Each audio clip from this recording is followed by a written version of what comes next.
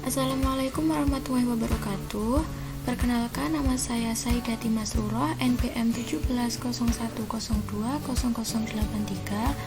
akan mengerjakan soal AAS IS Audit and Control dengan menggunakan aplikasi ACL. Sebelumnya saya akan membuka project saya dulu. Nah, untuk soal yang pertama,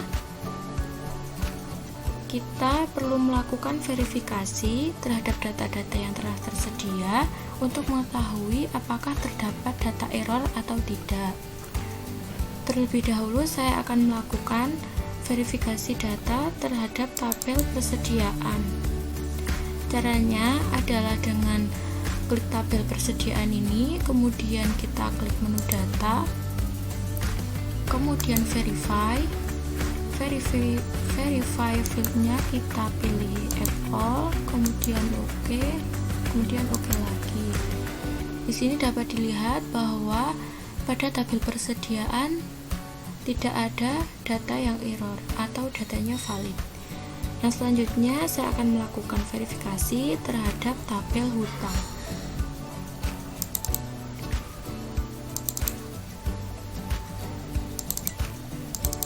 File hutang sama caranya.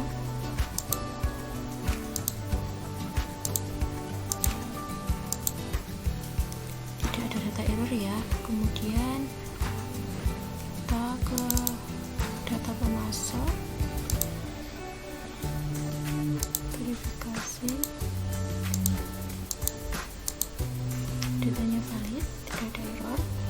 Kemudian ke tabel gaji,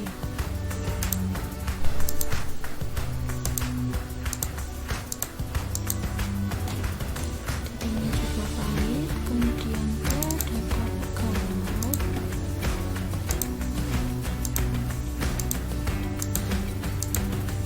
tidak ada error. Kemudian kita ke data hutang,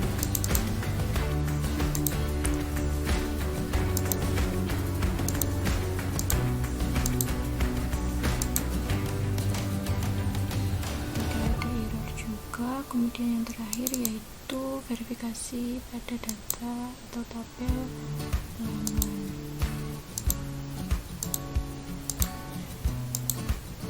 Datanya valid juga ya, tidak error. Jadi setelah dilakukan verifikasi pada data persediaan, hutang, pemasok, gaji karyawan, piutang, dan juga pelanggan, dapat disimpulkan bahwa tabel tersebut tidak ditemukan adanya data error atau datanya valid. Jadi dari semua tabel ini datanya valid. Kemudian yang nomor 2, soalnya adalah informasi yang didapat dari bagian akuntansi adalah bahwa saldo utang dagang perusahaan itu senilai 275.203,97. Kemudian ada 2 pembelian yang dibatalkan dengan nomor invoice 237541 dan 106500602. Kemudian vendor siapakah yang transaksinya dibatalkan tersebut? Sebelum kita mencari vendornya siapa, kita terlebih dahulu mengecek saldo utang dagangnya suatu perusahaan. Pertama, kita klik tabel hutang, kemudian klik menu analyze, kemudian total field ini, kemudian kita pilih yang amount, kita oke, terus kita oke lagi. Nah, di sini dapat kita lihat bahwa total saldo hutangnya itu adalah 278.641,33. Kenapa di soal itu 275.203,97? Karena kemungkinan itu ada pelanggan yang namanya belum terdaftar atau kemungkinan ada penjualan yang fiktif. Kemudian yang selanjutnya kita akan mencari pembelian yang dibatalkan dengan nomor invoice 237541 dan juga nomor invoice 106500602. Pertama kita harus melakukan join pemasok dan hutang, karena di sini saya sudah melakukan join, jadi langsung aja ke tabel join pemasok hutang. Selanjutnya kita klik FX dan kita masukkan rumus di sini. Kita pilih invoice number sama dengan kita masukkan nomor invoice 237541 karena ada dua invoice number, jadi kita langsung pilih OR, kemudian invoice number, kemudian kita masukkan invoice yang kedua yaitu 1065060.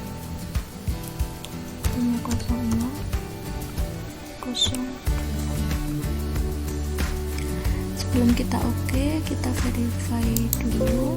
Jika udah, kita langsung oke. Jadi dapat kita lihat bahwa vendor yang melakukan pembelian yang dibatalkan itu adalah ini Haris Project dan juga Binford Tools. Untuk Haris Project itu yang memiliki nomor invoice 237541, kemudian yang Binford Tools itu yang memiliki nomor invoice 106506002. Yang Haris Project itu dengan invoice amount 2750,64, kemudian yang Binford Tools itu memiliki invoice amount 686,72. Selanjutnya nomor 3 yaitu dengan soal berapakah jumlah transaksi pembelian yang terjadi sebelum 1 Juli tahun 2000, kemudian berapa total nilai transaksinya. Yang pertama kita klik tabel join pemasok hutang terlebih dahulu, kemudian kita klik menu analyze, kemudian total feeds, ini kita klik yang invoice amount, kita oke, kemudian if nya kita masukkan rumus invoice date kurang dari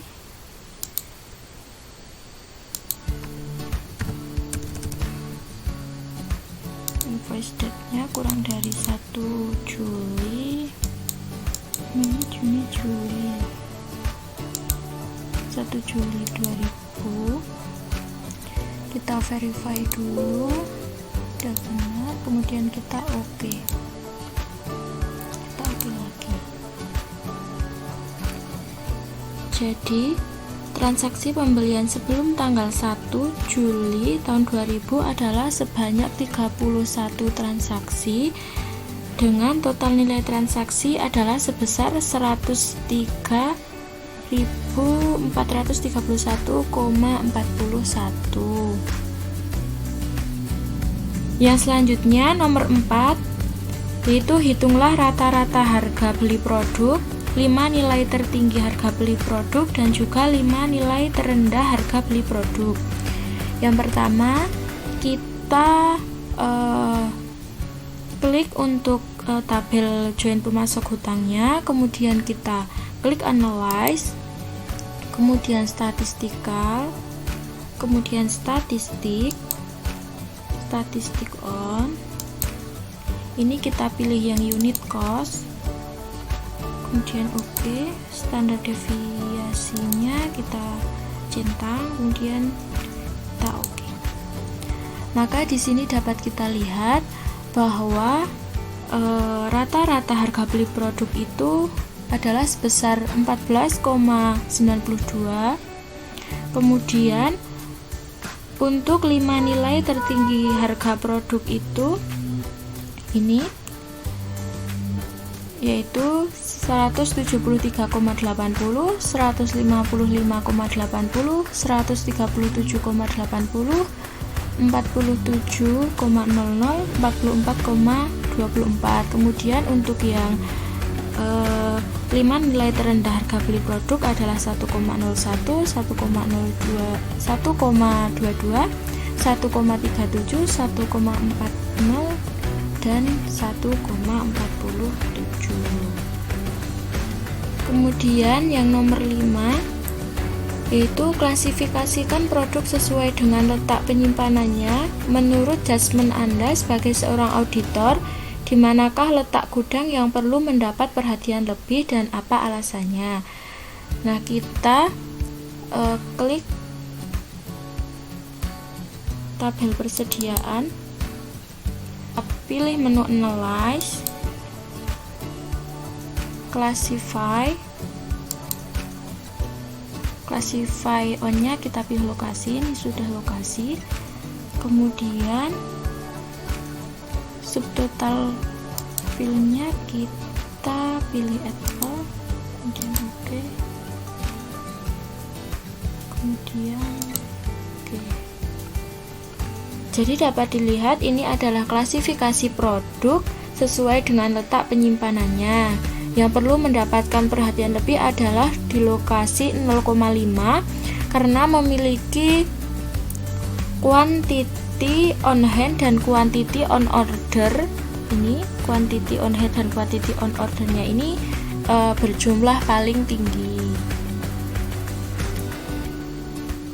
Untuk soal nomor 6 yaitu buatlah kelompok utang berdasarkan nilai transaksi dengan jumlah kelompok sebanyak 5 kelompok. Ring nilai transaksi berapakah yang paling tinggi persentasenya? Jadi untuk yang pertama kita klik tabel hutang, kemudian kita pilih Analyze, Statistical, dan Profile nya kita pilih Invoice Amount, oke, dan oke. Nah di sini kita dapat melihat batas minimum dan maksimumnya. Kemudian kita membuat transaksi dengan jumlah kelompok sebanyak 5 kelompok. Kita kembali ke tabel hutang, kita ke Analyze, kemudian Stratify. Nah ini untuk intervalnya kita ganti 5. Nah di sini kita sudah dapat kelompok utang berdasarkan nilai transaksi dengan jumlah kelompok sebanyak 5 kelompok. Ring nilai transaksi paling tinggi presentasinya adalah 14,88 sampai 11.365,34 dengan jumlah 97. Untuk yang nomor 7 yaitu sebutkan 3 karyawan dengan gaji tertinggi dan 3 karyawan dengan gaji terendah. Kemudian sebutkan 3 karyawan yang paling senior dan 3 karyawan yang paling junior. Untuk yang pertama kita klik tabel join gaji pegawai. Join gaji pegawai ini, klik gabungan gaji pegawai ini, kemudian kita pilih menu Analyze, kemudian Statistical, kita pilih statistik, kemudian statistik on, kita pilih gross pay, kemudian kita oke. Untuk standar deviasinya kita centang, kemudian kita oke. Nah di sini kita dapat lihat ini untuk karyawan dengan gaji tertinggi dan karyawan dengan gaji terendah. Nah untuk mengetahui nama karyawan dengan gaji tertinggi kita klik ini. Nah untuk karyawan dengan gaji tertingginya yang pertama yaitu ini ada Charmaine Bacardi Boulevard. Kemudian untuk yang kedua ini ada John Mullen, kemudian ada Rick Bowen.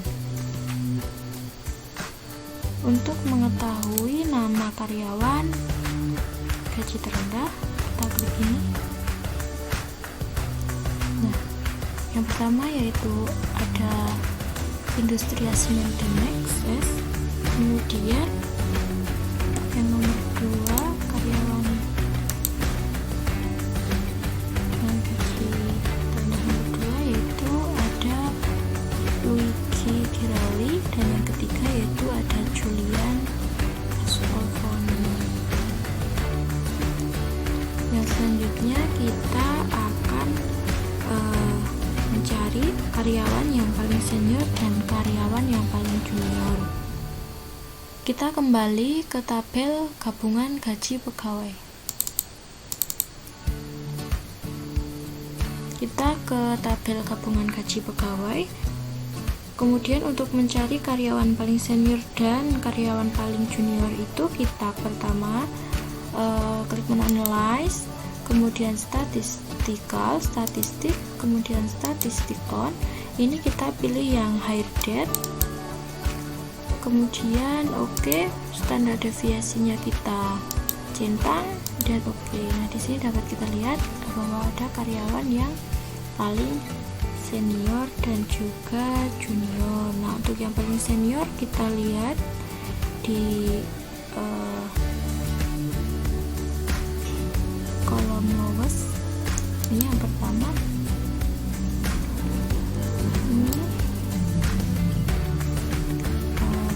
Nah, ini untuk yang paling senior pertama itu ada George Marin, kemudian yang kedua itu ada Alejandro Septin.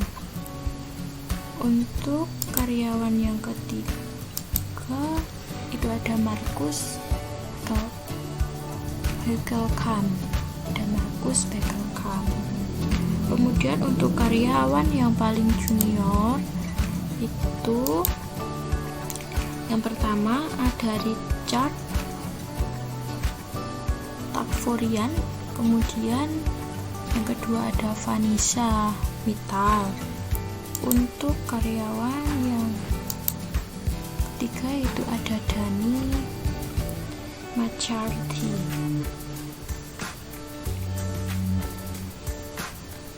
Nah, dari sini kita sudah bisa lihat ya untuk nama-nama karyawan yang paling senior dan juga junior. Kemudian selanjutnya nomor 8 yaitu dengan menggunakan look for duplicate, lakukan pengecekan terhadap daftar karyawan, adakah data yang terduplikasi. Nah, di sini kita klik tabel pegawai, kemudian kita ke menu analyze, kita pilih look for duplicate, duplicate-nya kita all, kemudian ke list filenya juga add all. Oke, outputnya kita kasih nama data karyawan terduplikasi. Kemudian kalau sudah kita oke. Hasilnya tidak ada karena tidak terdapat daftar karyawan yang terduplikasi. Yang selanjutnya yaitu nomor 9, lakukan join data piutang dan pelanggan, kemudian analisis data sebelum dan setelah digabung. Nah, jadi yang pertama kita klik menu piutang sebagai primary case-nya, kemudian kita klik menu data, kemudian join tabel. Untuk secondary tabelnya kita pilih pelanggan, kemudian primary case-nya kita pilih nomor, secondary case-nya juga sama, kita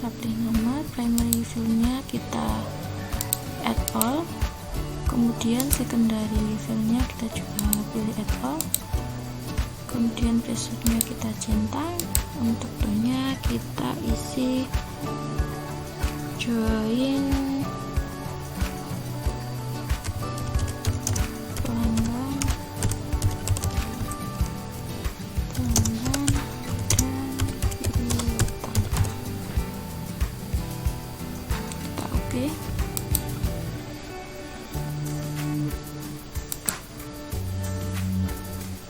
Nah, ini untuk tabel join data piutang dan pelanggannya. Kemudian untuk analisa perbedaannya kita bisa lihat di sini bahwa jumlahnya itu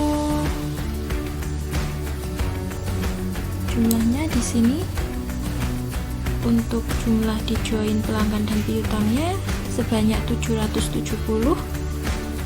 Kemudian pada tabel piutang kita bisa lihat bahwa jumlahnya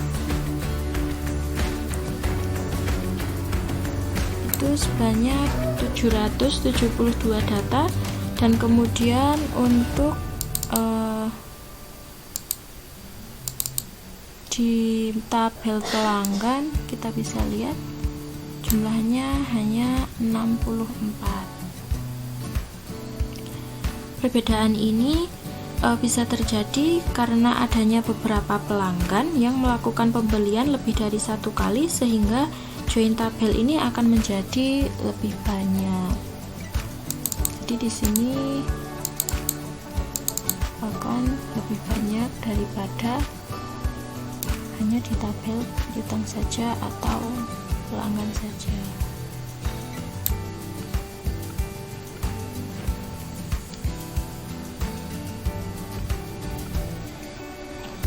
Kemudian yang terakhir yaitu nomor 10. Buatlah daftar nama pelanggan yang piutangnya jatuh tempo sebelum 1 Juni tahun 2000. Kemudian lakukan ekspor data piutang yang jatuh tempo sebelum 1 Juni tahun 2000. Pertama kita klik tabel join pelanggan piutang. Ini kita udah di tabel pelanggan dan piutang. Kemudian kita klikkan, kita ke atasin dulu aja ya, kita klik FX, kemudian kita masukkan rumus, kita pilih do kurang dari ini 1 Juni, dari 1 Juni, kita verify, kemudian kita oke. Ini kemudian setelah itu ini hasilnya. Kemudian setelah itu kita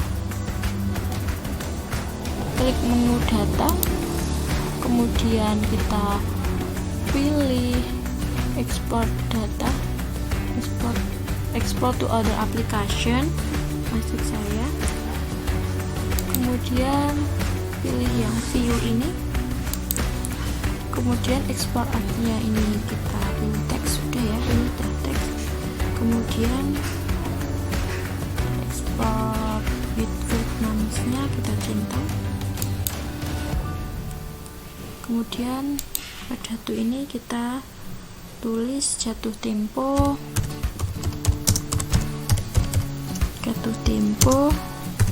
1 Juni, tempo 1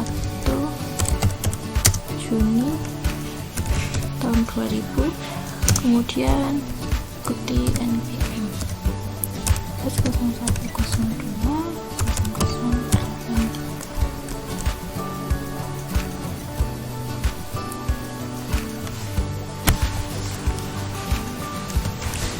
Kemudian kita klik OK.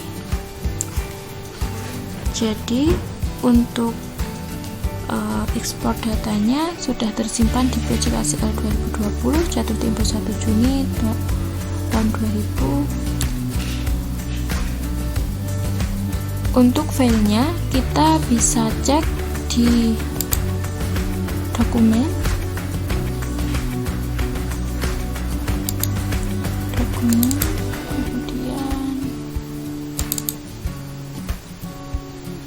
dibaca SCL 2020. Nah, jadi untuk filenya ini sudah tersimpan.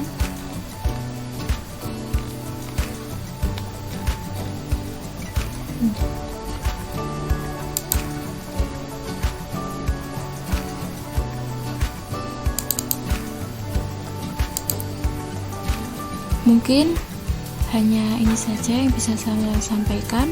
Apabila ada tutur kata yang tidak berkenan, mohon maaf yang sebesar-besarnya. Wassalamualaikum warahmatullahi wabarakatuh.